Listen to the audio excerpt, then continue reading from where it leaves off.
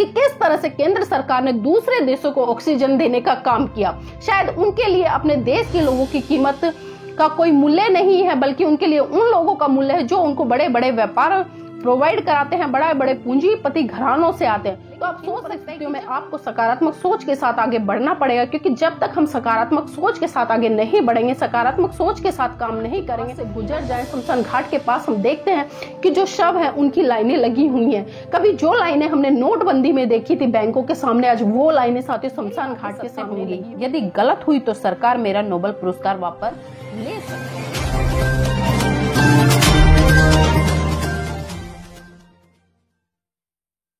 जय भीम, नमो बुद्धाय। साथियों, आप देख रहे हैं NB News 24/7 नीलम पोत के साथ। साथियों, आज मैं कुछ सारे आंकड़ों पर बात करूंगी कि आज सर आंकड़े क्या दिखा रहे हैं और किस तरह से भारत देश के लोगों में दहशत फैला रहे हैं। आप सभी भली भांति जानते हैं कि प्रत्येक वर्ष न जाने ऐसी कितनी छोटी मोटी बीमारियां आती हैं जिसके कारण व्यक्ति अपनी जान से हाथ धो बैठता है। लेकिन पिछले 1.5 साल से अगर हम बात करें तो कोरोना का जो हाहाकार है वो पूरे देश में बुरी तरह से त्राहिमाम कर रहा है। और आज हर व्यक्ति के अंदर कोरोना ने इतनी दहशत फैला दी है कि वो चाह कर भी इन चीजों को स्वीकार करने से गुरेज नहीं खा रहा कि कोरोना भारत में बहुत बुरी तरह से फैल रहा है। साथियों, अगर मैं केंद्र सरकार की बात करूं या राज्य सरकारों की बात करूं तो केंद्र की सरकार हो चाहे राज्यों की सरकार हो, वो दोनों ही सरकारें इस महामारी को रोकने में बुरी तरह से फेल होती नजर आ रही हैं। और उसका सीधा सीधा कारण ये है कि सरकार की व्यवस्था का साथियों सरकार को जिस दिशा में काम करने चाहिए उस दिशा में सरकार काम ना कर बल्कि आज भी अपने निजी मुनाफे की तरफ अग्रसर है। लगातार आज भी वो अपने निजी स्वार्थों की पूर्ति कर रही है, चाहे उसमें फिर भले देश के कितने ही लोग अपनी जान की आहुति दे दें। यहाँ पर मैं कुछ सरकारी आंकड़ों को लेकर आपके बीच में चर्चा करूंगी साथियों, क्योंकि सरकारी आंकड़े जब तक हमारे पास नहीं होंगे तब तक हम ये सुनिश्चित रूप से निर्धारित नहीं कर सकते कि आज वास्तव में कोरोना नाम की महामारी जो इतनी बुरी तरह से फैली हुई है वो कितनी सही है या कितनी गलत है। साथियों, आपने समय समय पर देखा होगा कि सोशल मीडिया के माध्यम से, चाहे उसमें फेसबुक हो, यूट्यूब हो या अन्य कोई भी सोशल मीडिया का माध्यम हो, आपके बीच में बहुत सारी वीडियो आई हैं। और वो वीडियो ऐसी हैं कि जो MBBS डॉक्टर है उन्होंने बड़े दावे के साथ कहा, जैसे कि मैं आपको अवगत करा दूं कि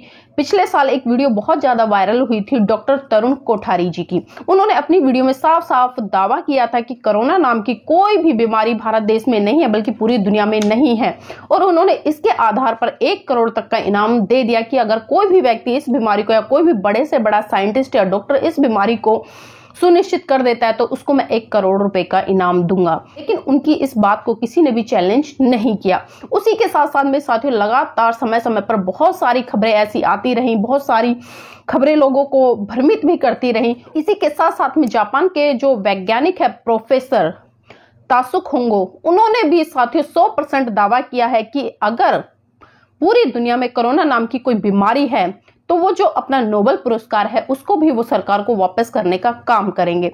तो साथियों, इस पर जो 20 अप्रैल है, 20 अप्रैल का जो टोक्यो का अखबार है उसकी एक कटिंग मेरे पास है, मैं आपको पढ़कर सुनाना चाहूंगी कि जो जापान के वैज्ञानिक प्रोफेसर तासुक होंगो है उन्होंने क्या दावा किया है। साथियों, टोक्यो का अखबार लिखता है कि चिकित्सा के क्षेत्र में नोबेल पुरस्कार जीतने वाले जापान के वैज्ञानिक प्रोफेसर डॉक्टर तासुक होंगो ने दावा किया है कि कोरोना वायरस प्राकृतिक नहीं है। उन्होंने कहा कि यदि प्राकृतिक होता तो पूरी दुनिया में यूं तबाही नहीं मचाता, क्योंकि विश्व के हर देश में अलग अलग टेम्परेचर होता है। यदि यह कोरोना वायरस प्राकृतिक होता तो चीन जैसे अन्य देश, जहां चीन जैसा ही टेम्परेचर है या वातावरण है, वहीं दबंगाई मचाता है। यह जिस तरह से स्विट्जरलैंड जैसे ठंडे देश में फैल रहा है उसी तरह से रेगिस्तान जैसे गर्म इलाकों में भी फैल रहा है। यदि प्राकृतिक होता तो ठंडे स्थानों पर फैलता तो गर्म स्थानों पर जाकर दम तोड़ देता। मैंने अनेक जीव जंतु और वायरस पर 40 साल तक रिसर्च किया है। मैं दावे के साथ कह सकता हूं कि यह वायरस प्राकृतिक नहीं है बल्कि यह वायरस बनाया गया है और पूरी तरह से आर्टिफिशियल है। चीन की मुंह लेबोरेटरी में मैंने 4 साल काम किया है। मैं उस लेबोरेटरी के सारे स्टाफ से मैं पूरी तरह परिचित हूँ। कोरोना हादसे के बाद से मैं सबको फोन लगा रहा था, परंतु सभी मेंबर्स के फोन 3 महीने से बंद आ रहे हैं। अब पता चल रहा है कि सारे मेंबर टेक्नीशियन की मौत हो चुकी है। चीन झूठ बोल रहा है। मेरी बातें सत्य होंगी। यदि गलत हुई तो सरकार मेरा नोबेल पुरस्कार वापस ले सकती है। मैं आज तक की अपनी सारी जानकारियों और रिसर्च के आधार पर यह 100% दावे के साथ कह सकता हूं कि कोरोना प्राकृतिक नहीं है और यह चमगादड़ से नहीं फैला है, यह चीन ने बनाया है। जो मैं आज बोल रहा हूं, यदि यह बात आज या मेरे मरने के बाद भी झूठी हो तो मेरा नोबेल पुरस्कार सरकार वापस ले सकती है। परंतु एक बार मैं फिर कह रहा हूं कि चीन झूठ बोल रहा है और यह सच्चाई एक दिन सबके सामने आएगी। तो साथियों, आपने सुना कि जो टोक्यो का अखबार है, ये बिल्कुल साफ साफ जो वहां के जापान के वैज्ञानिक है प्रोफेसर तासुक होंगो, उन्होंने दावा किया है कि कोरोना नाम की कोई ऐसी बीमारी नहीं है और ये प्राकृतिक नहीं है, बल्कि यह चीन के द्वारा बनाई हुई एक बीमारी है। तो आप सोच सकते हैं कि साथियों, किस तरह से देश की सरकारें अलग अलग तरीके से और अलग अलग मंशा के आधार पर इस वायरस से अपने ही लोगों की जान से खिलवाड़ करने का काम करे। साथियों, अगर मैं यहाँ पर भारत सरकारी आंकड़ों के अनुसार बात करूं तो साथियों, मैं आपके सामने कुछ आंकड़े ऐसे प्रस्तुत करना चाहूंगी जिनको कि आप सुनकर चौंक जाएंगे। जी हाँ साथियों, अगर भारत देश में 1% मृत्यु कोविड-19 के कारण हो रही है तो वहां पर आप पूरे आंकड़े जरा ध्यान से सुनिएगा कि टीबी के कारण 10 गुना लोग मरते हैं, हार्ट अटैक से 25% लोग मरते हैं, ठीक वहीं सांस न लेने के कारण 20% लोग मरते हैं, 4% लोग मलेरिया से मरते हैं, 6% लोग दस्त लगने से मरते हैं।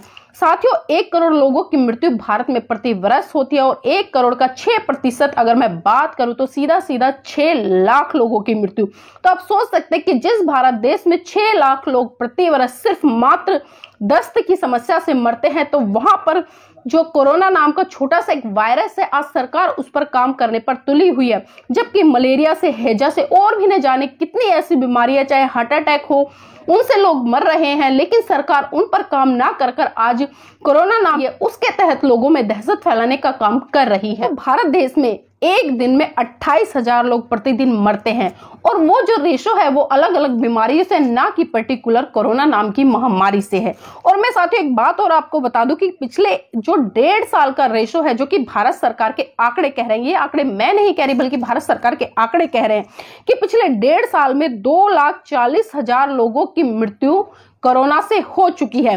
लेकिन वहीं दूसरी तरफ अगर सरकार के हम दूसरे भी आंकड़े देखें तो उसमें 2.25 करोड़ लोग कोरोना पॉजिटिव बताए गए हैं। तो साथियों, आप देख सकते हैं कि एक तरफ तो जो सरकार आंकड़े दिखा रही है वो 2,40,000 लोगों की मृत्यु के आंकड़े दिखा रही है जो कि कोरोना से मरे हैं, वहीं दूसरी तरफ जो आंकड़े आ रहे हैं वो 2.25 करोड़ लोग कोरोना पॉजिटिव हैं। लेकिन उसमें से साथियों, जैसे कि मैंने बताया कि प्रति वर्ष भारत सरकार के जो आंकड़े आते हैं, जो मृत्यु दर के आंकड़े होते हैं, वो आंकड़े 1 करोड़ से ज्यादा लोगों के होते हैं। तो कहीं ना कहीं साथियों हम ये देख पा रहे हैं और कहीं ना कहीं हम इन बातों पर भी गंभीरता से चर्चा कर रहे हैं कि आज भारत देश में जो कोरोना नाम की महामारी फैल रही है, क्या वास्तव में वो इतनी ज्यादा गंभीर है जिसको लेकर आज सरकार विफल होती नजर आ रही है। चाहे मैं केंद्र सरकार की बात करूं या राज्य सरकारों की बात करूं, अगर मैं दिल्ली की बात करूं तो साथियों दिल्ली में बड़े बड़े वादे किए गए अरविंद केजरीवाल की तरफ से, लेकिन जब लोगों के स्वास्थ्य की बात आई, जब लोगों के लिए अच्छी सुविधाओं की बात आई, तो दिल्ली की सरकार बिल्कुल वहां पर फेल होती नजर आई और उसी के साथ साथ में केंद्र सरकार भी फेल होती नजर आई। जब दिल्ली के लोगों के लिए ऑक्सीजन की व्यवस्था नहीं हो रही है तो तब दिल्ली के मुख्यमंत्री अरविंद केजरीवाल जी केंद्र पर ठीकरा फोड़ते नजर आते हैं। और जब केंद्र के पास में यह व्यवस्था नहीं है तो साथियों हमें अच्छी तरह से पता है कि किस तरह से केंद्र सरकार ने दूसरे देशों को ऑक्सीजन देने का काम किया। शायद उनके लिए अपने देश के लोगों की कीमत का कोई मूल्य नहीं है, बल्कि उनके लिए उन लोगों का मूल्य है जो उनको बड़े बड़े व्यापार प्रोवाइड कराते हैं, बड़े बड़े पूंजीपति घरानों से आते हैं। तो आप सोच सकते हैं कि जब अपने देश में इस तरह की महामारी फैल रही है और जब अपने देश के लोगों को ऑक्सीजन की जरूरत है, अच्छी दवाइयों की जरूरत है, अच्छी वैक्सीन की जरूरत है, उस समय सरकार अपने देश के लोगों पर काम ना कर कर बल्कि दूसरे लोगों को ये चीजें प्रोवाइड करने का काम कर रही है।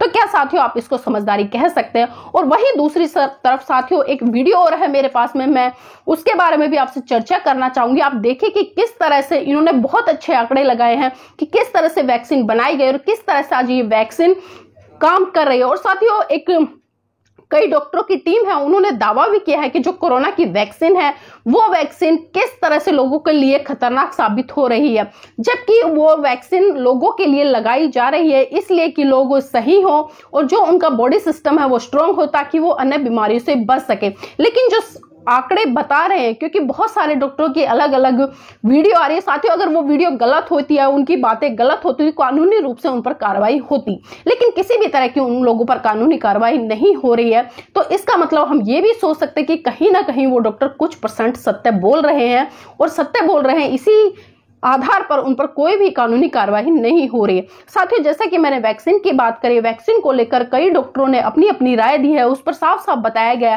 कि अगर जो कोरोना वैक्सीन लग रही है, अगर वो 18 साल से नीचे के बच्चों पर लगती है, तो उन बच्चों में जो अपंगता है वो उत्पन्न होगी, और वही वैक्सीन अगर 18 साल से लेकर 35 साल के युवावस्था के लोगों को लग रही है तो उनमें बांझपन की व्यवस्था होगी। और वही वैक्सीन अगर 50 साल के ऊपर के लोगों को लग रही है तो उसमें 27% लोगों की मृत्यु हो रही है।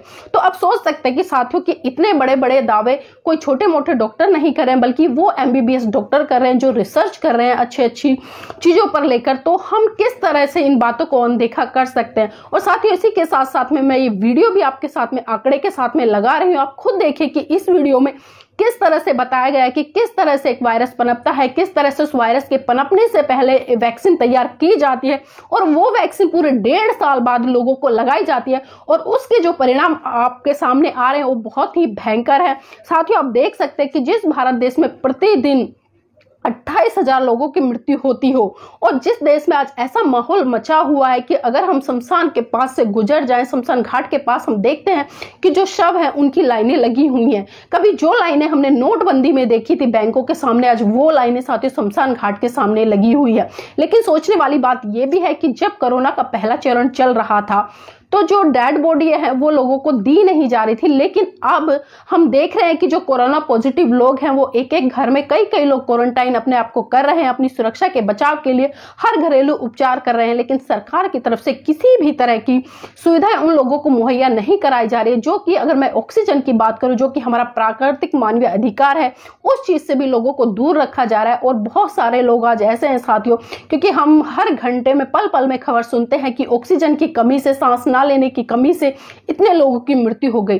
तो आज भारत देश में जितना दर्दनाक मंजर देखने को मिल रहा है, वास्तव में वो बहुत ही दर्दनाक है और बहुत ही भयानक है। लेकिन इन परिस्थितियों में आपको सकारात्मक सोच के साथ आगे बढ़ना पड़ेगा, क्योंकि जब तक हम सकारात्मक सोच के साथ आगे नहीं बढ़ेंगे, सकारात्मक सोच के साथ काम नहीं करेंगे, तब तक साथियों हम मन को कहीं ना कहीं कमजोर पाएंगे। और जब हम अपने मन को कमजोर पाएंगे और हम किसी भी चीज को अपनी तरफ आकर्षित करेंगे, तो स्वाभाविक सी बात है वो कहीं ना कहीं वो चीज हमारे अंदर आएगी।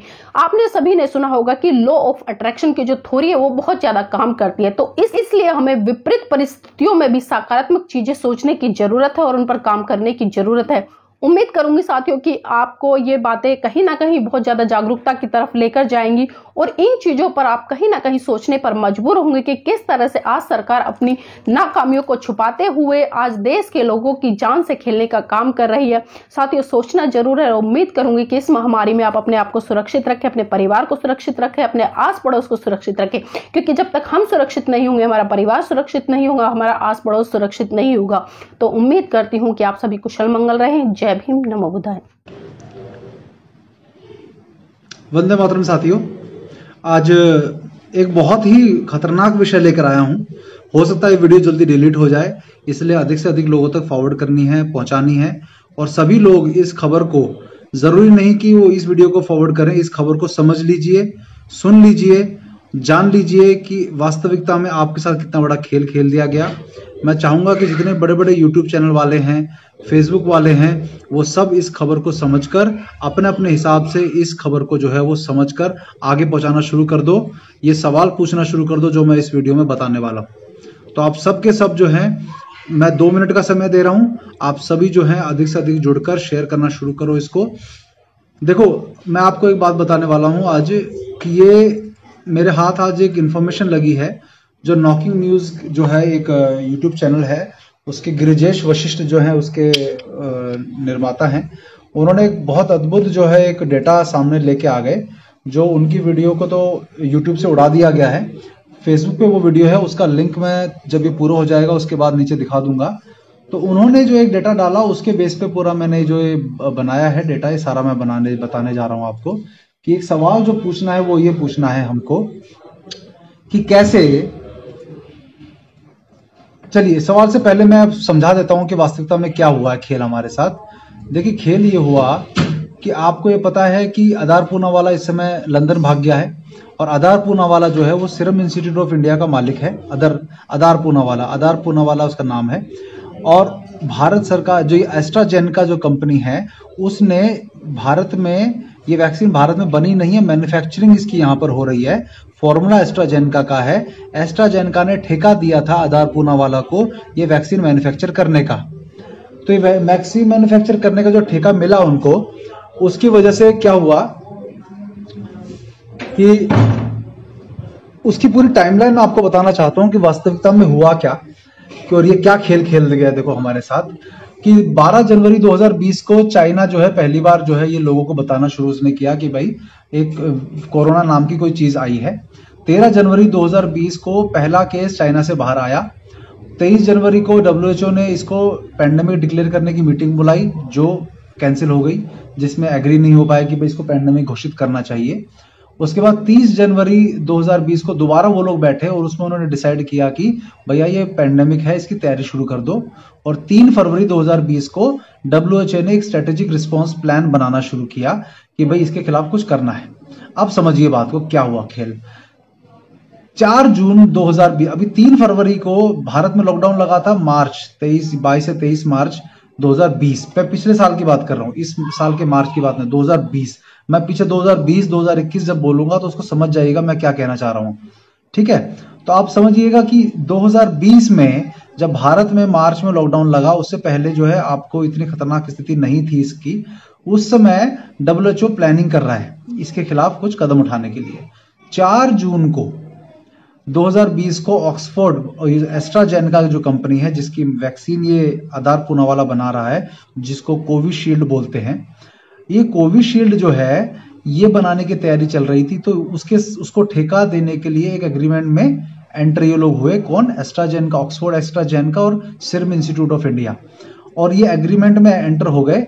अब समझिए, आधार पूनावाला का एक इंटरव्यू है जो मैं आपको दिखाना चाहता हूं, जिसके अंदर वो क्या कह रहा है।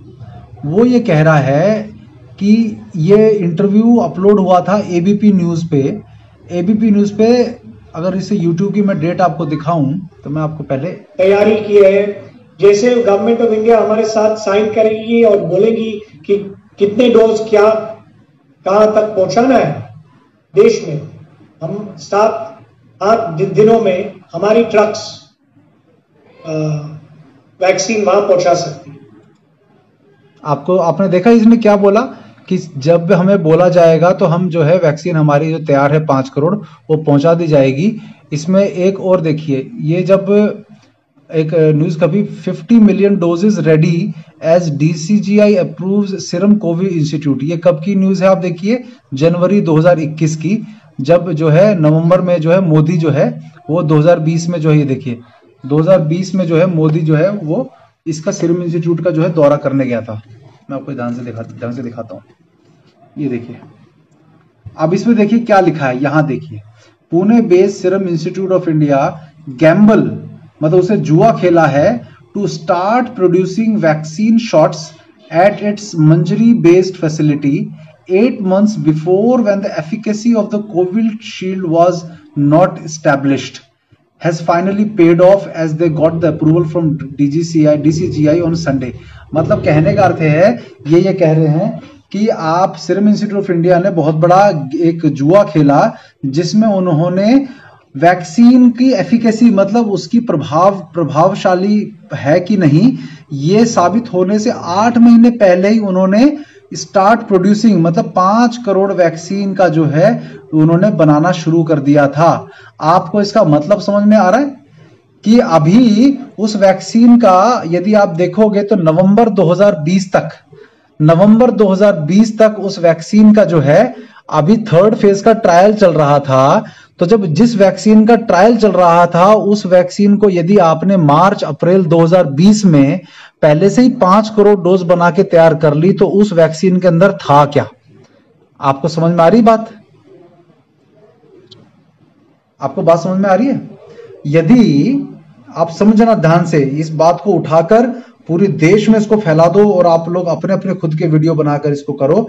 ये लिंक इसका, इस वीडियो का लिंक भेज दूंगा मैं आपको, कि आप समझो क्या कहना चाह रहा हूं मैं, कि यदि नवंबर 2020 में मोदी की जब विजिट हुई, जिसमें मोदी ने विजिट करके ये एक तरह से इनडायरेक्टली ये कह दिया कि मेरा हाथ सीरम इंस्टीट्यूट ऑफ इंडिया के सर पे है, जो भी इनको अप्रूवल चाहिए वो मिल जाना चाहिए। जब कोई प्रधानमंत्री कहीं विजिट करता है, मान लो मेरे घर पे विजिट करेगा प्रधानमंत्री कभी, तो मेरी पूरे इलाके में जो है एक धाक हो जाएगी ना कि भाई इस बंदे से पंगा नहीं लेना, प्रधानमंत्री इसके घर आया है। ठीक वैसे ही आधार पूनावाला के वहां पर इंस्टीट्यूट में जब प्रधानमंत्री जाते हैं तो उसका अर्थ होता है कि मेरा हाथ इसके सर पे है।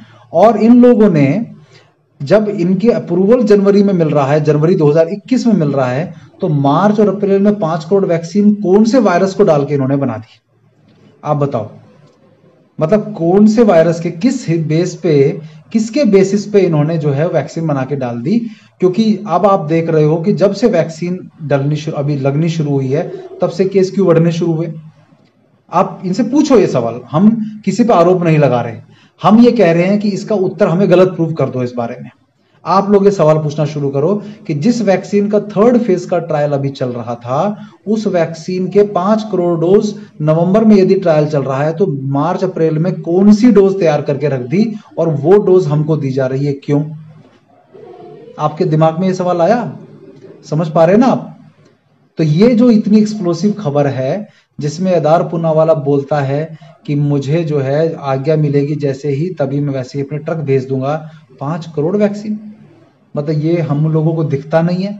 फिर कहते हो कि वैक्सीन हमारे लिए, अरे तुम लोगों के लॉकडाउन लगने के समय तक तो 5 करोड़ वैक्सीन तैयार हो गई थी। आज 1 साल बाद उस वैक्सीन को तुमको लगाया जा रहा है, उस वैक्सीन को लगाया जा रहा है तुम लोगों को। तो तुम सोचो ये क्यों इतने लोग मर रहे हैं, क्या कारण है उसका?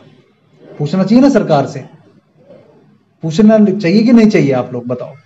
तो मैं जो है आप लोगों को कहना चाह रहा हूं कि ये जो डेटा है, ये हमारे मित्र हैं, ये गिरिजेश वशिष्ठ जी, इन्होंने जो पूरा वीडियो बनाया है, ये इनका ये वीडियो जो है यूट्यूब से हट चुका है। ये डाउनलोड आप लोग कर लीजिए। ये फेसबुक पे नॉकिंग न्यूज करके इनका चैनल है, बहुत बढ़िया इन्होंने ये डेटा निकाल के लाए हैं। हम इस डेटा को अलग अलग जगहों से ये बोलना शुरू करेंगे, क्योंकि यदि इनके वीडियो हट जाएं तो बाकी सब चीजों को करना पड़ेगा। तो ये वीडियो आप जरूर सुनिए, नॉकिंग न्यूज आखिर कोरोना वैक्सीन पर सवालों की वजह क्या है। बहुत अच्छा इन्होंने विश्लेषण किया है, बहुत अच्छे से पत्रकारिता का एक कर्तव्य अपना निभा रहे हैं। तो इनको आप जरूर सुनिए। और मैं आपको कह रहा हूँ, ये प्रश्न हमने किया है कि भाई 5 करोड़ वैक्सीन कैसे तैयार हो गई, इसको बार बार हर मीडिया, सोशल मीडिया के प्लेटफॉर्म पे पूछना शुरू करो कि 5 मिलियन डोज नहीं, 50 million, 5 crore vaccine ready in March. How? March 2020, how? कैसे? मार्च 2020 में 5 करोड़ कौन सी वैक्सीन तैयार हो गई? जो वैक्सीन अप्रूव ही आप लोग जनवरी में कर रहे हो, उसकी 5 करोड़ डोज, जब भारत में लॉकडाउन, किसी को वैक्सीन के बारे में नहीं पता, किसी को भी पूरी तरह से कोरोना समझ में नहीं आया, आपने वैक्सीन कौन से वायरस से बना ली? आपने वैक्सीन किस पद्धति से बना ली? और बना के रख ली जो अप्रूवल से पहले तो बना, उसके बाद बनाते आप लोग। तो इतनी जल्दबाजी में जो हुआ वो उसका कारण क्या था? ये जो इतना लोग जो मर रहे हैं उनको समझ में नहीं आ रहा है, उनको तो ऑक्सीजन के पीछे लगा दिया गया है। तो समझाइए हमको, मोदी सरकार समझाइए हमको, राज्य की सरकारों समझाइए हमको, केजरीवाल समझा, बाकी जितने भी मुख्यमंत्री हैं हर राज्य के, आप समझाओ हमको इस बात को कि कैसे ये वैक्सीन तैयार हो गई, कैसे नवंबर में उसके ट्रायल चल रहे हैं, कैसे आप लोगों ने उस इंस्टीट्यूट को बिना अभी ठेका दिए हो उसने आपके सामने बना के रख ली। मैं समझता हूं ये बहुत बड़े बिजनेसमैन है, जिस तरह की इसकी बॉडी लैंग्वेज आप देख रहे हो आधार पूनावाला की, ये बेवकूफ समझता है सबको। इसकी बॉडी लैंग्वेज साफ साफ ये बता रही है कि सरकार के पास कोई ऑप्शन नहीं है, मैं पहले से वैक्सीन बना के रख देता हूं, जब ऑर्डर आएगा तो मुझे ही मिलना है, क्योंकि एस्ट्राजेनेका ने इसके साथ एग्रीमेंट किया हुआ है और बाहरी विदेशी कंपनियों के प्रभाव में हमारी सरकार पूरा काम कर रही है। तो इस हिसाब से इसने पहले से कॉन्फिडेंस था इसको कि ये सारा का सारा जो है मैं बना के रखूंगा पहले से। तो साथियों, इस वीडियो को अधिक से अधिक लोगों तक पहुंचा दो। इस सवाल को अपने वीडियो में बनाकर इस पे रिसर्च करके मैं इसके लिंक नीचे दे दूंगा, इस वीडियो के डिस्क्रिप्शन में दे दूंगा। इसलिए ज्यादा मुझे कॉल करने की आवश्यकता नहीं कि कैसे लिंक मिलेगा, क्या मिलेगा, मैं सब डाल दूंगा। लेकिन कम से कम इस आवाज को उठाना शुरू करो, प्रश्न पूछना शुरू करो। भेड़ बकरियों की तरह मरने के लिए तैयार मत हो जाओ, मर भी रहे हो, वैक्सीन लगने के बाद असर कम होना चाहिए था, क्यों मर रहे हैं इतने लोग, क्यों लगी है शमशान में लाइनें? क्योंकि ये जो वैक्सीन है, ये वैक्सीन के कारण तो कहीं नहीं फैल रहा। क्योंकि अभी मैं एक और डेटा बताता हूं आपको कि ये जो यूके का डेटा है, ये देखिए, थर्ड, ये ग्रेट मेगा माइंड जो है, ग्रेट गेम इंडिया जो है, ये आ गया, third covid wave will kill और hospitalize 60 to 70% people who took both the vaccine doses, is official UK government. ये गवर्नमेंट मॉडल ऑफिशियल जो बोल रहा है कि 60 से 70% लोग जो दोनों वैक्सीन की डोज लेंगे वो थर्ड वेव में मरेंगे। थर्ड वेव मतलब अभी दूसरी वेव चल रही है, थर्ड वेव आएगी कब? जब आपका दिवाली के आसपास देखना, जब दूसरा मौसम गर्मी से सर्दी से गर्मी की तरफ, गर्मी से सर्दी की तरफ हम जाएंगे। तो ये देखिए, ये एसेट पब्लिशिंग सर्विसेज .uk.gov का डॉक्यूमेंट यहाँ पर है, अपलोड इसमें हो रखा है, जिसमें ये बात लिखी हुई है, जिसको आप अगर देखेंगे तो आप ये सारी बातें इसके अंदर साफ साफ लिखी हुई हैं कि सेकंड जो डोज है उसके वजह से लोग मरेंगे। तो ये पूरा डॉक्यूमेंट का लिंक में मैं उसमें दे दूंगा, क्योंकि आप समझ जाओ मेरे साथियों, मेरे भाइयों, कि इस देश में जब 2 बार मौसम बदलने के समय आता है, जब मुख्य रूप से सर्दी से गर्मी और गर्मी से सर्दी आती है, तब मौसम बदलता है, उस समय हमारी इम्यूनिटी सबसे कम होती है। तो उस समय इन लोगों ने पूरी प्लानिंग करके आपके इस पूरी व्यवस्था को, ऋतुचर्या को समझकर कि किस समय सबसे ज्यादा जो है मौसम बदलने के समय बीमारियां होती हैं, उस समय ही ये फर्स्ट वेव या सेकेंड वेव लेकर आते हैं। उसी समय ये सारी नौटंकी करते हैं। पिछले साल भी इन्होंने होली के आसपास ही सारा किया था, जब मौसम का परिवर्तन होता है। इस साल भी दूसरी वेव ये तभी लेकर आ रहे हैं क्योंकि 14 जनवरी मकर संक्रांति के समय तक आपकी इम्यूनिटी बहुत हाई होती है। फलाहार किया जाए या बहुत कम खाया जाए, हल्का खाया जाए, लेकिन इन लोगों ने पूरा बेड़ा गर्क कर दिया। मैं आप लोगों को अभी भी बोल रहा हूं, जो मरेगा उसको हम रोक नहीं सकते, लेकिन अपना प्रयास धर्म के पक्ष में रहकर हम गलत को गलत, सही को सही बोलेंगे, प्रश्न भी पूछेंगे, भेड़ बकरियों की तरह मारे नहीं जाएंगे, प्रश्न पूछेंगे सरकार से। तो आप लोग पूछिए। इसी के साथ अपनी बात खत्म करता हूं।